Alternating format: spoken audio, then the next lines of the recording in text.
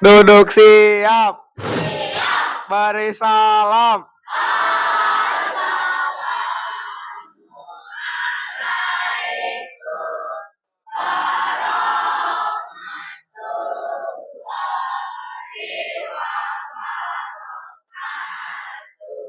Waalaikumsalam warahmatullahi wabarakatuh. Sampurasun. Rampes.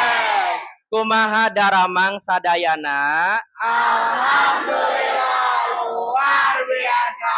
Allahu Akbar. Siap belajar hari ini? Siap. Oke, sebagai wujud syukur kita kepada Allah Subhanahu wa taala atas nikmat sehat yang diberikan, sebelum belajar alangkah baiknya kita berdoa. Siapa yang mau mimpin doa hari ini? Apa? Boleh, silahkan Rafa. Duduk siap. Sebelum memulai kegiatan belajar mengajar hari ini, mari kita berdoa terlebih dahulu. Berdoa di dalam hati, mulai.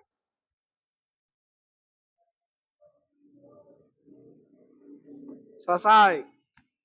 Ya, terima kasih Rafa sudah mimpin doa. Mudah-mudahan dengan doa yang kita panjatkan, kegiatan pembelajaran hari ini diberi kelancaran, Amin. diberikan kemudahan, Amin.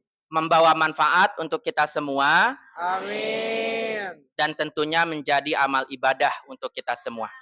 Amin ya rabbal alamin. Hari ini siapa yang tidak hadir? Hadir semua? Alhamdulillah hadir semua. Tepuk tangan untuk kelas 8B. Luar biasa. Pertahankan. Harus rajin sekolahnya. Biar kalian pintar, biar kalian menjadi orang yang bermanfaat.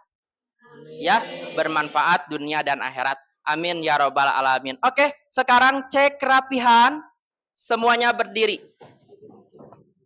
Coba diperhatikan teman sebangkunya apakah sudah rapi atau belum. Oke, siap. Sudah rapih sepertinya ya, sudah cantik, sudah ganteng. Silahkan duduk. Oke, sama-sama. Sekarang silahkan cek kerapihan. Oh, sudah ya, kerapihan, kebersihan maksudnya. Iya. Sudah bersih? Luar biasa. Tadi siapa yang piket? Tepuk tangan untuk yang piket. Iya, karena sudah membuat kelas kita menjadi bersih, kita menjadi nyaman belajar di kelas. Setuju? Oke. Oke anak-anak. Sekarang coba cek kelengkapan pembelajaran. Buku paketnya sudah siap? Sudah. Buku catatan sudah siap? Sudah. Pulpen? Sudah. Oke. Buku paket sudah ya? HP, handphone sudah ya? Oke, alhamdulillah. Anak-anak, Bapak mau tanya nih, bagaimana perasaan kalian hari ini? Senang? Senang. Alhamdulillah ya. Mudah-mudahan rasa senang kalian memotivasi kalian untuk semangat belajar pendidikan Pancasila. Ya. Oke, Bapak mau menanyakan keyakinan kelas. Apakah kalian masih mengingat keyakinan kelas yang sudah kita buat bersama? Masih. Coba keyakinan kelas nomor 1 apa? Saling menghormati satu sama lain. Good. Yang kedua? Gotong royong untuk mencapai tujuan bersama. Mantap. Yang ketiga? Datang tepat waktu dan siap belajar. Bagus. Yang keempat? Coba apa? Menjaga kebersihan kelas. Sudah dijaga kebersihannya belum? Sudah. Yang kelima apa keyakinan kelasnya? Bertanggung jawab atas tugas dan pekerjaan. Good. Yang terakhir, yang keenam?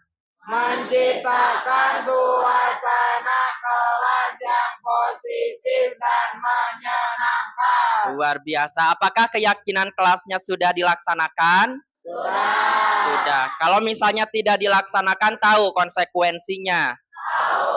Apa konsekuensinya? Review buku. Oke, terima kasih anak-anak sudah mengingat keyakinan kelas dan konsekuensi yang sudah kita buat bersama ya. Anak-anak, hari ini kita akan belajar tentang sifat, fungsi, dan kedudukan Undang-Undang Dasar Negara Republik Indonesia tahun 1945. Tapi sebelum itu, Bapak mau review sedikit tentang materi yang Bapak sampaikan minggu kemarin, ya, tentang pengertian konstitusi. Masih ingat enggak? Masih. Coba, apa yang dimaksud dengan konstitusi? Hukum dasar yang dijadikan pegangan dalam penyelenggaraan suatu negara. Mantap, itulah konstitusi ya. Bentuk konstitusi ada berapa? Ada 2. Apa saja? Tertulis dan tidak tertulis. Luar biasa. Contoh konstitusi tertulis apa? Undang-undang dasar. Undang Dasar. Kalau contoh konstitusi tidak tertulis? Presiden di hadapan sidang paripurna Dewan Perwakilan Rakyat sebelum tanggal 17 Agustus Tentang penyampaian RAPBN. Wah, luar biasa ya. Coba Bapak tanya lagi nih. Siapakah atau organisasi apa yang merumuskan Undang-Undang Dasar Negara Republik Indonesia tahun 1945? BPUPK. BPUPK. Pada sidang ke-1 masa reses atau sidang kedua? Sidang kedua. Oke, luar biasa, tepuk tangan untuk kalian semua. Hebat. Masih ingat materi yang Bapak sampaikan minggu yang lalu ya. Nah, hari ini kita akan belajar tentang sifat, fungsi, dan kedudukan Undang-Undang Dasar Negara Republik Indonesia tahun 1945 ya. Tujuan dari pembelajaran hari ini adalah Bapak harap setelah mempelajari tentang sifat, fungsi, dan kedudukan UUD NRI tahun 1945, kalian memahami sifat dari Undang-Undang Dasar Negara Republik Indonesia tahun 1945. Kemudian yang kedua, kalian paham fungsi dari Undang-Undang Dasar, ya. Kemudian kalian tahu kedudukan Undang-Undang Dasar NRI tahun 1945. Di pendidikan Pancasila, kita belajar tentang 4 pilar kehidupan berbangsa dan bernegara.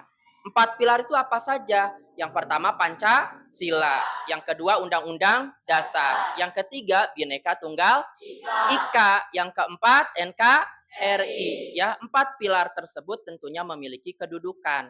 Salah satu contohnya kedudukan Pancasila sebagai dasar negara. Undang-Undang Dasar pun punya kedudukan dan kita akan pelajari hari ini. Coba Bapak mau tanya ke kalian ya. Apakah Undang-Undang Dasar memiliki sifat? Ya. Memiliki ya. Apakah Undang-Undang Dasar mempunyai fungsi?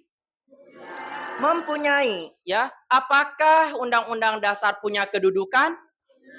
Tentu punya. Ya, kita akan belajar hari ini. Nah, aktivitas pembelajaran yang akan kita lakukan, kegiatannya adalah kalian mengeksplor tentang sifat, kemudian fungsi dan kedudukan Undang-Undang Dasar. Kemudian kalian tuangkan ke dalam sebuah produk sesuai minat yang disepakati. Tentunya kegiatan ini dilakukan secara gotong royong, secara berkelompok atau diskusi. Ya, anak-anak siap untuk belajar hari ini? Ya. Siap. Oke, sebelum kita mempelajari materi tentang sifat, fungsi, dan kedudukan, Bapak akan menayangkan sebuah video. Tolong kalian simak dengan baik, ya.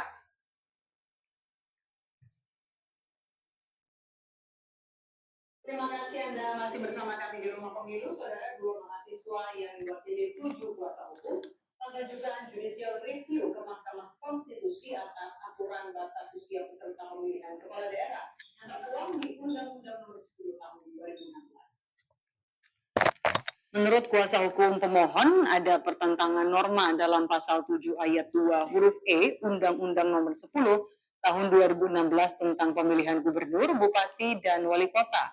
Pemohon ingin memastikan penafsiran yang benar soal batas usia calon gubernur, bupati, dan wali kota. Apakah batas usia tersebut berlaku sejak seseorang ditetapkan menjadi calon kepala daerah atau saat dilantik? Ingin menunjukkan bahwa ada pertentangan norma di pasal 7 ayat 2 itu yang kemudian yang diputuskan oleh MA. Kita memastikan bahwa ingin memastikan bahwa pasal mana yang akan, tafsir mana yang benar, apakah sejak ditetapkan atau sejak dilantik. Nanti makanya kami kemudian melakukan pengujian. Sebelumnya, saudara, seperti diketahui, 6 bulan jelang pemilihan kepala daerah serentak 2024, Mahkamah Agung mengubah syarat batas usia calon kepala daerah.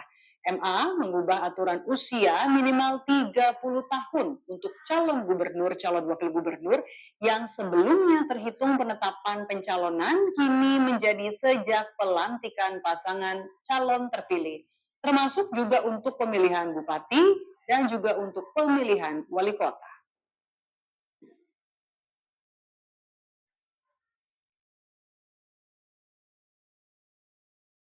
Oke, nah itulah ya berita tentang Mahkamah Agung ubah syarat batas usia ya, mahasiswa ajukan judicial review ke MK soal perubahan.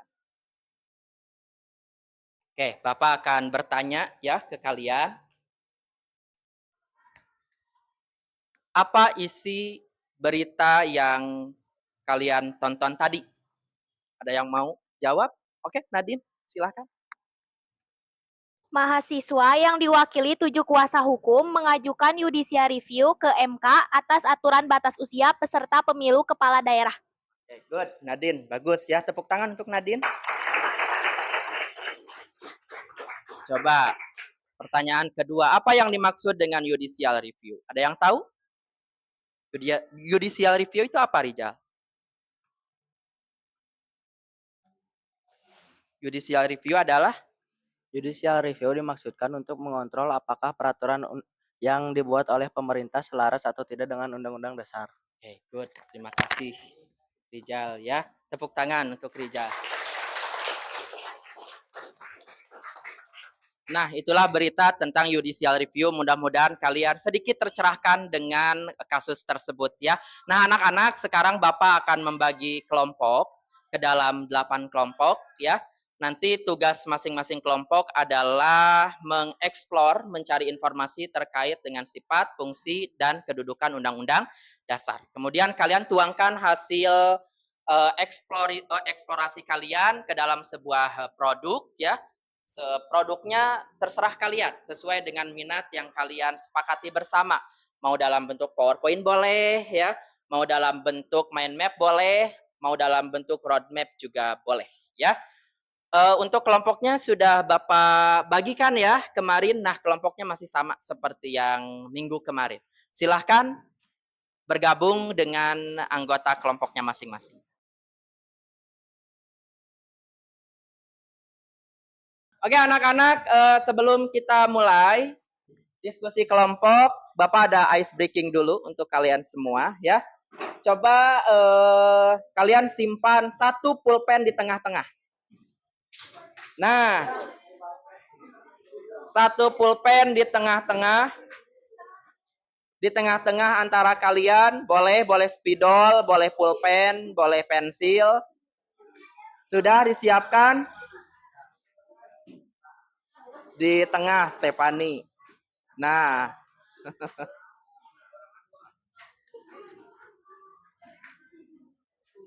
sudah? Yang di belakang sudah? Sudah, oke. Semuanya berdiri. Anak-anak perhatikan Bapak. Kalau Bapak bilang sakit, kalian pegang perut, ya. Sambil merintih. Aduh. Kalau Bapak bilang sikut, kalian tunjuk sikut kalian. Seperti ini, ya. Oke. Kalau Bapak bilang sekat, uwu gini tahu? Ah, gitu, ya. Kalau Bapak bilang sikat, berlomba-lombalah untuk mengambil pulpen yang ada di tengah-tengah kalian. Siap anak-anak? Siap. Oke, sakit.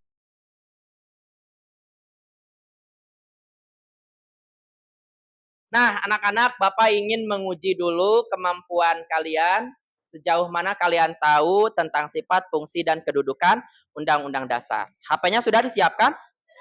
Oke, Bapak mau ngasih link ya. Ini tes awal untuk kalian semua, jadi tolong dikerjakan. Ya.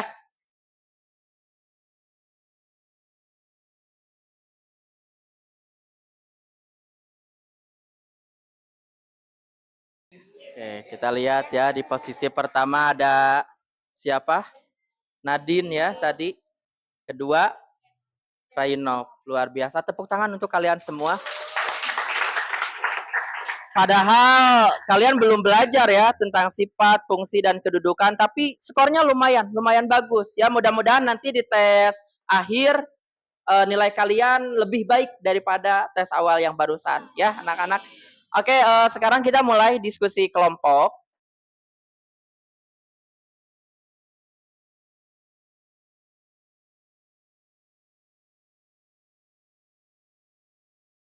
Ada yang sudah selesai? Sudah dikirim? Oke. Yang mau tampil pertama siapa? Nadine. Kelompok 1 ya. Boleh, silakan. Anak-anak, tolong perhatikan ya. Nadine akan presentasi perwakilan dari kelompok 1. Sudah dikirim di grup.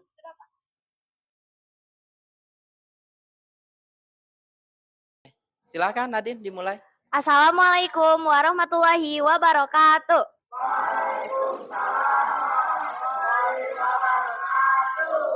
Sebelumnya, izin memperkenalkan diri, nama aku Nadine Afriani, perwakilan dari kelompok 1 untuk menyampaikan sifat Undang-Undang Dasar Negara Republik Indonesia tahun 1945. Jadi, sifat Undang-Undang Dasar Negara Republik Indonesia tahun 1945 itu ada 2, yaitu singkat dan supel. Kenapa disebut singkat dan supel? Karena singkat Undang-Undang Dasar Negara Republik Indonesia tahun 1945 hanya memuat aturan-aturan pokok saja. Lalu yang kedua supel, karena Undang-Undang Dasar Negara Republik Indonesia tahun 1945 dapat mengikuti perkembangan zaman. Mungkin cukup sekian, terima kasih. Wassalamualaikum warahmatullahi wabarakatuh. Waalaikumsalam.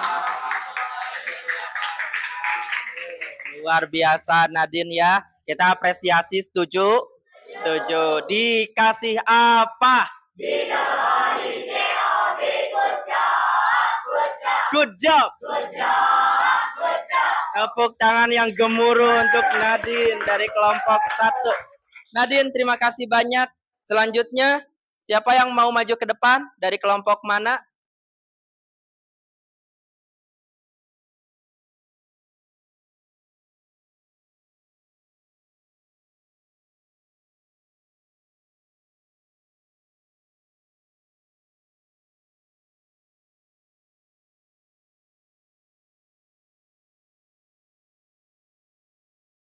Oke, kelompok terakhir ya. Dari kelompok 3. Silakan. Boleh. Bersatu. Bersatu berarti semua. Boleh, sendiri saja nggak apa-apa. Tadinya pengen berdua karena berdua lebih baik katanya.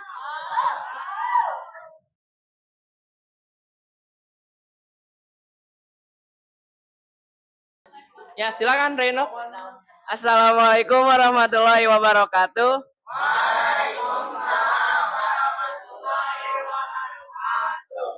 Saya Raino Ismail Arojaki, perwakilan dari kelompok 2 akan menjelaskan tentang fungsi Undang-Undang Dasar Negara Republik Indonesia tahun 1945.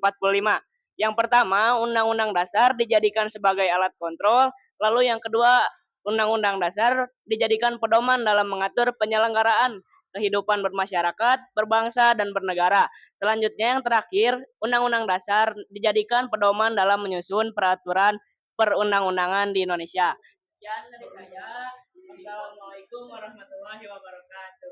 Waalaikumsalam warahmatullahi wabarakatuh. Luar biasa anak-anak. Dikasih apresiasi? Dikasih apa? Good job. Satu tangan yang gemuruh untuk perwakilan dari kelompok 2. Rainov, inilah ya fungsi dari Undang-Undang Dasar NRI tahun 1945. 5. Yang pertama sebagai alat kontrol, ya. Ini maksudnya apa? Untuk mengontrol apakah peraturan yang dibuat oleh pemerintah sesuai atau tidak dengan undang-undang dasar. Kalau tidak sesuai, apa yang bisa dilakukan masyarakat? Mengajukan judicial review atau uji materi, ya. Yang kedua, pedoman dalam mengatur penyelenggaraan kehidupan bermasyarakat, berbangsa, dan bernegara. Anak-anak, perhatikan ya semuanya. Seperti yang dikatakan oleh J.J. Rousseau, manusia itu terlahir bebas, namun di mana-mana ia terkekang. Terkekang oleh apa? Oleh aturan. Begitupun dengan kita. Kita tidak bisa hidup sebebas yang kita mau. Tetapi ada aturan yang mengekang kita, yaitu konstitusi negara, ya, Undang-Undang Dasar Negara Republik Indonesia tahun 1945. Tapi bukan berarti mengekang yang gimana ya, tapi mengekang supaya kita tidak terlampau jauh menjadi orang yang pergaulannya bebas, ya. Kita diatur, kehidupan kita tentunya diatur supaya lebih baik lagi, supaya tidak melanggar hak asasi manusia yang lainnya, ya. Kemudian pedoman dalam menyusun peraturan perundang-undangan, ya. Siapa tahu di antara kalian ada yang jadi anggota dewan, DPR, ya, atau DPRD. Nah, kalian akan bertugas untuk membuat peraturan. Nah, peraturan yang kalian buat tentunya harus berpedoman kepada undang-undang dasar, jangan sampai bertentangan, ya. Sudah semuanya ya? Luar biasa, tepuk tangan untuk kalian semua. Alhamdulillah ya. Alhamdulillah kegiatan pembelajaran kita sudah selesai. Kita belajar banyak hal. Pertama tentang sifat, kemudian fungsi, kedudukan, kemudian ada materi tambahan ya mengenai periode kelompok 4, periode berlakunya ya Undang-Undang Dasar sejak pertama kali disahkan sampai dengan sekarang. Kemudian amandemen, sistematika Undang-Undang Dasar, dan terakhir tadi perbandingan Undang-Undang Dasar sebelum dan sesudah amandemen. Luar biasa ya. Oke anak-anak, untuk mengukur kemampuan kalian, apakah kalian sudah memahami atau belum materi yang tadi teman-teman kalian sampaikan, kita akan melakukan tes akhir ya. Silahkan disiapkan HP-nya.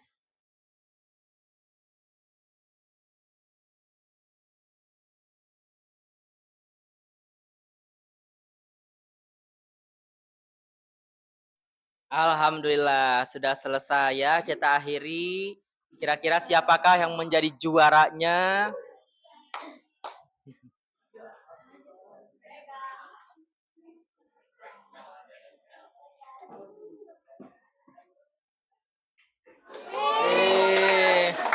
Keren ya.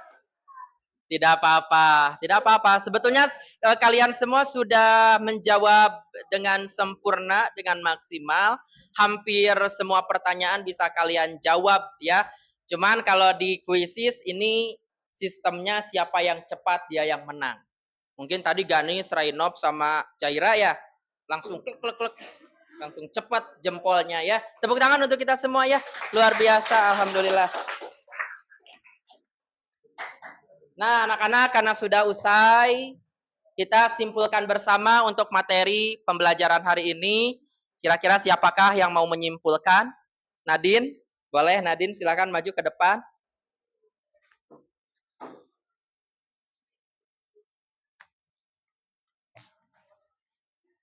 Assalamualaikum warahmatullahi wabarakatuh. Waalaikumsalam warahmatullahi wabarakatuh. Nama saya Nadine. Di sini saya akan memberikan sebuah kesimpulan dari materi yang telah kita pelajari sebelumnya, yaitu tentang sifat, fungsi, dan kedudukan Undang-Undang Dasar Negara Republik Indonesia tahun 1945. Yang pertama ada sifat. Sifat Undang-Undang Dasar Negara Republik Indonesia itu ada dua, yaitu singkat dan supel. Singkat karena hanya memuat aturan-aturan pokok saja, dan supel karena dapat mengikuti perkembangan zaman. Lalu yang kedua ada fungsi dari Undang-Undang Dasar Negara Republik Indonesia tahun 1945. Yang pertama sebagai alat kontrol. Apakah aturan atau perundang-undangan yang kedudukannya di bawah atau lebih rendah sudah sesuai apa belum dengan Undang-Undang Dasar Negara Republik Indonesia tahun 1945. Lalu yang kedua sebagai pedoman yang mengatur penyelenggaraan kehidupan bermasyarakat, berbangsa, dan bernegara. Dan yang ketiga, sebagai pedoman dalam menyusun peraturan perundang-undangan. Lalu selanjutnya, Undang-Undang Dasar Negara Republik Indonesia tahun 1945 juga memiliki kedudukan dalam sistem hukum nasional, yaitu yang pertama sebagai sumber hukum tertulis tertinggi dan yang kedua sebagai urutan yang tertinggi dalam peraturan perundang-undangan di Indonesia. Mungkin cukup sekian yang dapat saya sampaikan. Mohon maaf bila ada salah kata. Atas perhatiannya saya ucapkan terima kasih. Wabillahi taufiq wal hidayah. Wassalamualaikum warahmatullahi wabarakatuh. Waalaikumsalam warahmatullahi wabarakatuh. Luar biasa ya, dikasih apa? Good job. Sudah disimpulkan sama Nadine, mudah-mudahan kalian semua paham ya tentang sifat, fungsi, dan kedudukan Undang-Undang Dasar NRI tahun 1945. Jadi sifatnya tadi ada 2, yaitu singkat dan supel. Kemudian fungsinya ada 3, salah satunya sebagai alat kontrol apakah peraturan yang dibuat oleh pemerintah sesuai atau tidak dengan Undang-Undang Dasar. Kemudian kedudukannya ada 2 ya. Salah satunya adalah sebagai hukum dasar tertulis tertinggi. Tepuk tangan sekali lagi untuk Nadine. Luar biasa ya. Silakan Nadine, terima kasih banyak ya. Oke, terakhir untuk kegiatan pembelajaran kita hari ini, refleksi anak-anak ya. Bapak mau bertanya ke kalian semua. Jadi hari ini kalian merasa senang? Merasa senang, benar? Kebohong. Ente. Kemudian yang kedua, aktivitas kesukaan kalian apa? Ice breaking. Selain itu, diskusi kelompok sama presentasi. Oke, good. Kemudian hal baru yang kalian pelajari hari ini apa aja? Sifat, fungsi, dan kedudukan Undang-Undang Dasar NRI tahun 1945 ya. Coba esok hari kalian akan lebih baik lagi dalam hal belajar. Betul ya? Harus rajin belajarnya supaya kalian menjadi orang yang bermanfaat untuk khalayak ramah. Ya, untuk banyak umat. Amin ya robbal alamin. Oke, kalau tadi dibuka dengan doa berarti ditutup dengan doa. Oh iya. Bapak harus menyampaikan juga ya, minggu depan insya Allah kita akan bertemu lagi. Mudah-mudahan semuanya disehatkan ya. Kalian sekolah, pokoknya harus rajin sekolahnya. Nanti kita bertemu lagi untuk belajar pendidikan Pancasila ya. Insya Allah minggu depan kita akan belajar berani menjalankan Undang-Undang Dasar di lingkungan tempat tinggal ya. Bagaimana kita mengamalkan Undang-Undang Dasar dalam kehidupan sehari-hari ya. Siapa yang mau mimpin doa untuk menutup pertemuan hari ini? Boleh, Deva? Silahkan. Deva. Stefan.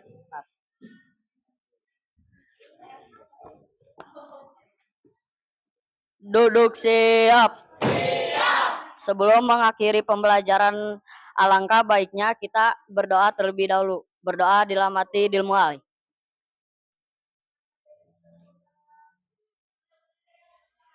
Berdoa selesai.